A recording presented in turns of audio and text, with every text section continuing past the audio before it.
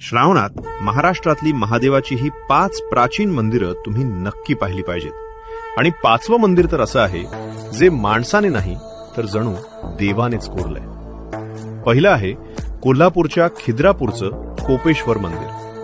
हे मंदिर आपल्या अद्भुत स्वर्ग मंडपसाठी प्रसिद्ध आहे। याला महाराष्ट्राचं खजुराहोही म्हणतात। दुसरं आहे नाशिकच्या सिन्नरमधलं गोंदेश्वर मंदिर।